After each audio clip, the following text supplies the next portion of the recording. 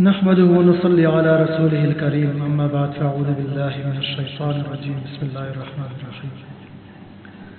حدیث شریف ہے فضائل ذکر میں سے حضور اقدس صلی اللہ علیہ وآلہ وسلم کا ارشاد ہے کہ جو لوگ اللہ تعالیٰ کی بڑائی بیان کرتے ہیں، یعنی سبحان اللہ، الحمدللہ، اللہ اکبر، لا الہ الا اللہ، یا اور بھی بہت سارے قسم کے ذکر اذکار ہیں، تو کہتے ہیں کہ یہ کلمات عرش کے چاروں طرف گشت لگاتے ہیں کہ ان کے لیے ہلکی سی آواز بنبناہٹ ہوتی ہے اور اپنے پڑھنے والے کا تذکرہ کرتے ہیں۔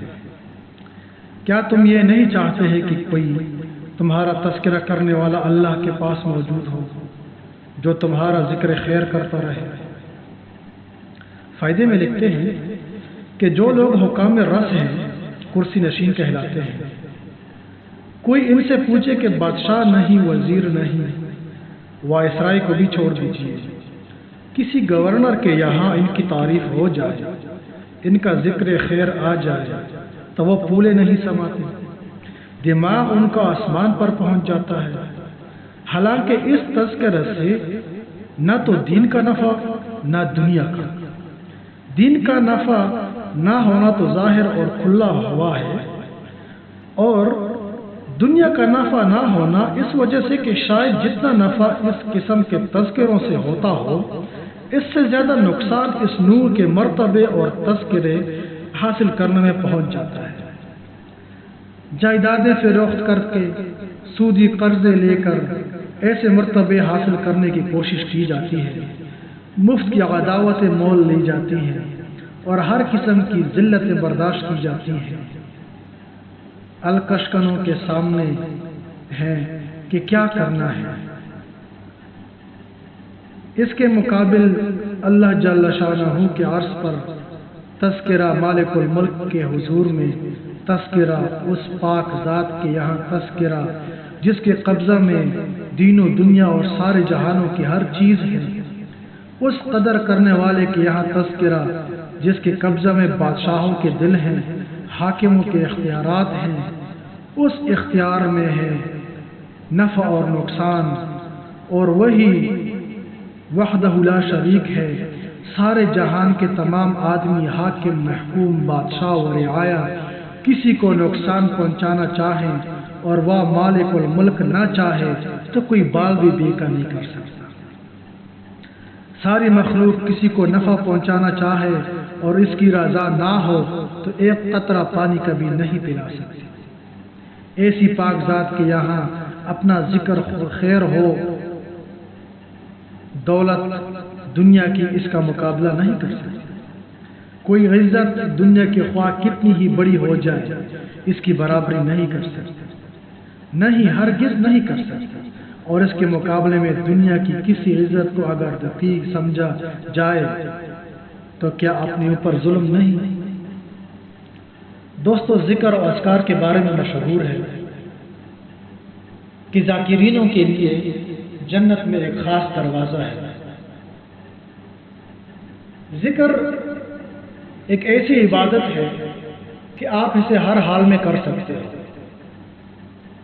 حتیٰ کہ آپ ناپاکی کی حالت میں بھی اسے اپنے دل کے اندر کر سکتے ہیں، یعنی اپنے دل کے اندر۔ باقی اگر آپ مطہر ہوں، پاک ہوں، تو اس کا ذکر آپ زبان سے وضو بغیر وضو کی بھی کر سکتے ہیں، کوئی مشکل نہیں ہے۔ بس فرق صرف اتنا ہے کہ ہمیں اس کی عادت بنا لینی چاہیے۔ اگر ہمیں شوق ہے، اگر ہمیں طلب ہے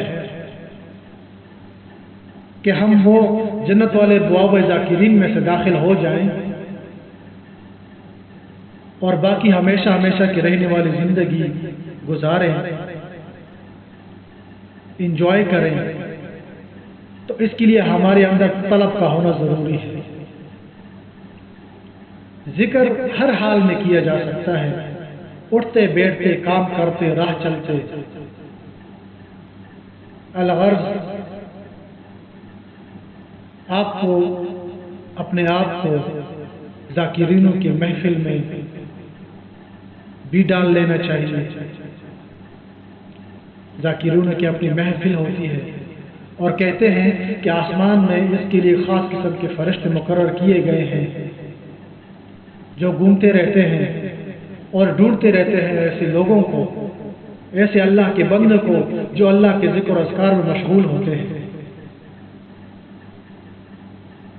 اگر ایک انسان راستے پر چل رہا ہے، تنہا ہے، فضول لہو و لغو سوچوں سے بہتر یہ ہے کہ وہ اپنے ذکر اذکار میں مشغول ہو جائے۔ اس کا ایک فائدہ یہ ہے کہ وہ راستہ بھی اس کا گواہ بن جاتا ہے، وہ درخت، وہ پتھر، وہ مٹی بھی اس کی گواہ بن جاتی ہے، جو قیامت کے دن اس کے اوپر گواہی کرے گی کہ یا اللہ، یہ شخص جب میرے اوپر سے گزر رہا تھا تو اس نے آپ کا ذکر کیا تھا۔ وہ راستہ دوسرے راستوں کے اوپر فخر کرتا ہے کہ دیکھو میرے اوپر آج اللہ تعالیٰ کا ذکر کرنے والا انسان گزر رہا ہے، اور وہ راستہ بھی قیامت والے دن اللہ تعالیٰ کے سامنے اس بات کی گواہی دے گا، وہ شاہد ہوگا اس بات کا کہ یا اللہ، یہ آدمی اس راستے پر چلتے ہوئے آپ کے ذکر میں مشغول رہا۔ گواہ بنائیے دوستو، گواہ بنائیے اپنے لیے، قیامت کے دن کے لیے گواہ بنائیے وہ جگہ، وہ مقامات جہاں پر آپ بیٹھ کر گانے سنا کرتے تھے، جہاں پر آپ بیٹھ کر یار دوستوں کے ساتھ دنیاوی گپ شپ میں مشغول تھے، وہاں جائیے، دوبارہ جائیے، وہاں ذکر اذکار کیجیے، اللہ تعالیٰ کی تلاوت کیجیے، کیونکہ قیامت والے دن وہ درخت، وہ پتھر، وہ جگہ، وہ ٹیلا، وہ کمرہ، وہ میدان، وہ راستہ آپ کے اوپر گواہی کرے گا کہ یہاں پہ اس نے غلط قسم کی فلمیں دیکھی بیٹھ کر، یہاں پر اس نے بیٹھ کر دوستوں کے ساتھ گپ شپ لگایا تھا، فضول دنیاوی باتیں کی تھی۔ وہاں جا کے اللہ کا ذکر کیجئے، تلاوت کیجئے، تاکہ وہی راستے قیامت کے دن آپ کے اوپر گواہی دے کہ یا اللہ، اس آدمی نے یہاں پر بیٹھ کر ذکر اذکار بھی کیا تھا۔ انشاءاللہ تعالی اگر ہم ایسا کریں گے، ہم اس چیز کے اپنے اندر طلب پیدا کریں، دیکھیے سب سے ضروری چیز ہے طلب پیدا کریں۔ اگر آپ کے اندر پانی کی پیاس جاگتی ہے، طلب ہوتی ہے، تو تبھی جا کر آپ پانی پیتے ہیں یا کسی سے منگاتے ہیں۔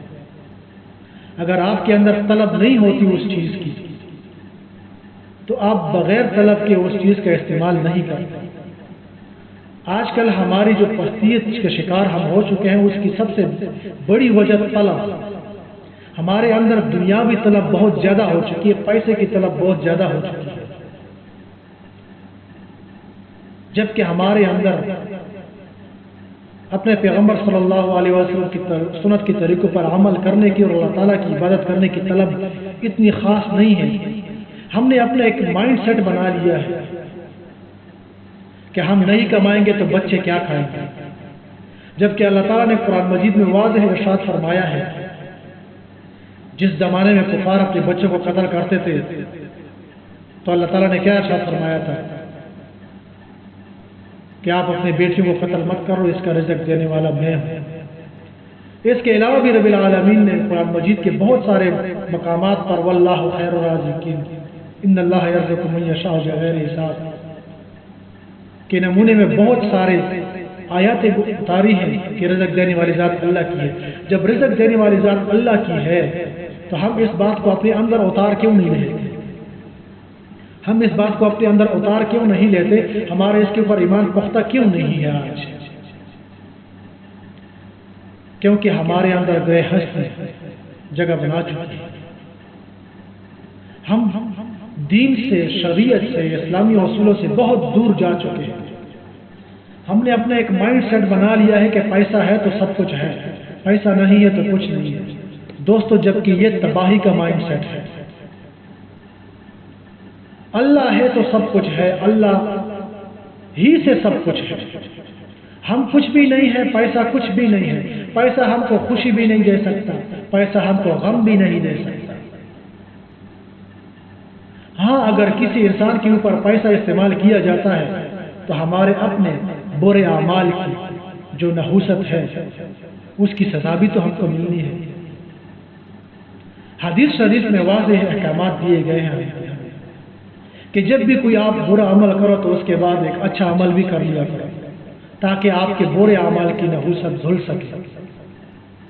ہم ایک برا عمل کرتے ہیں لیکن اس کے پیچھے اور برا عمل کرتے ہیں، اس کے پیچھے اور برا عمل کرتے ہیں، یہاں تک کہ ہم برے اعمال کا ڈھیر لگا دیتے ہیں اور پھر یہ سوچتے ہیں کہ اب ہمارے ساتھ برا بھی نہ ہو۔ نہیں دوستو، برے اعمال کی نحوست کو صاف کرنے کے لیے ضروری ہے، حدیث سے ثابت ہے، ضروری ہے کہ اچھے اعمال کیے جائیں۔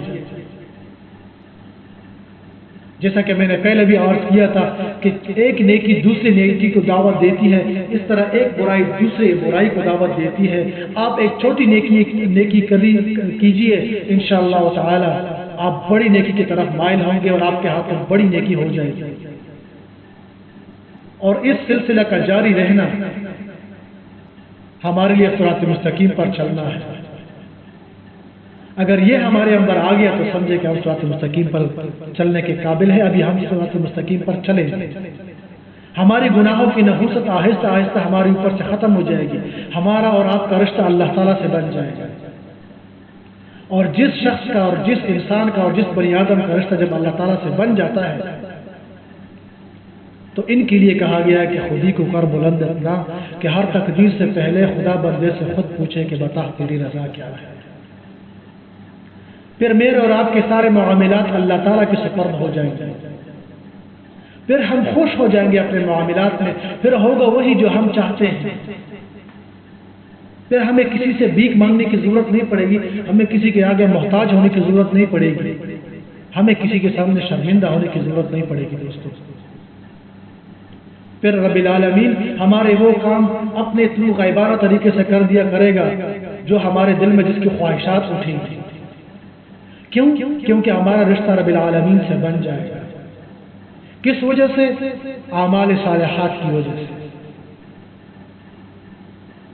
اگر ہم اعمال صالحات نہیں کریں گے تو ہم دھیرے دھیرے کفر کے اندھیروں میں چلتے جائیں گے، اور یقین جانیے کہ موت کا کسی کو بھی پتہ نہیں ہے، کسی بھی وقت موت آ سکتی ہے۔ تو اللہ نہ کرے اگر ہمارا خاتمہ ایسے ٹائم پر ہو کہ جب ہم گناہ میں مشغول ہوں یا ہمیں توبہ اور استغفار کا ٹائم نہ ملے تو ہماری اخروی زندگی تباہ و برباد ہو جائے۔ ہمارے مرنے کے بعد ہمارے پیچھے ہونے والے صدقات و خیرات ہو کچھ بھی ہو وہ ہمارے پھر اتنے کام نہیں آ پائیں گے۔ اپنی زبان سے، اپنی بدن سے اعمال صالحات ادا کرنا بہت بڑی معنی رکھتی ہے۔ تو دوستو کوشش کیجیے اپنی زندگی میں چھوٹی چھوٹی نیکیوں کو داخل کیجیے تاکہ وہ بڑی نیکیوں کو دعوت دے اور آپ ایک اچھے انسان بن جائیں۔ اپنی گفت و شنید پر غور کیجیے کہ میری باتیں کیسی ہیں، اپنا محاسبہ کیجیے کہ آیا میری باتوں سے کسی کا دل تو دکھ نہیں رہا، کہ آیا میں جو بول رہا ہوں وہ تکبر کے زمرے میں تو نہیں آ رہا، کہ آیا جو بات میں کر رہا ہوں وہ غرور کے زمرے میں تو نہیں آ رہا۔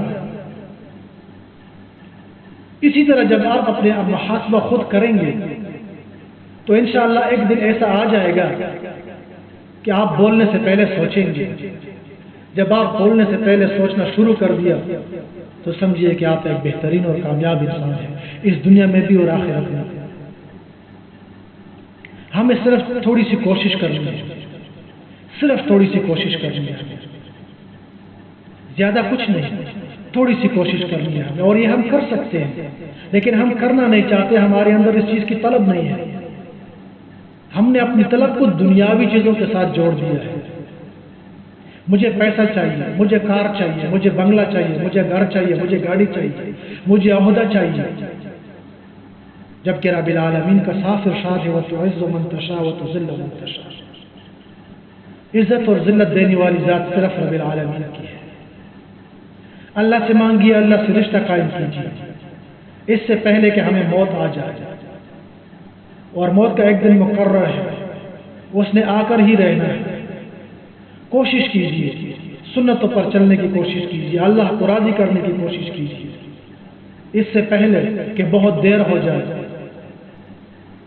اور ہمیں موت آ جائے۔ اللہ کو راضی کیجیے، اللہ سے رشتہ بنائیے تاکہ ہمارے سارے بگڑے ہوئے کام خود بخود ایک درست سمت کی طرف چلنے لگ جائے۔ وما علینا الا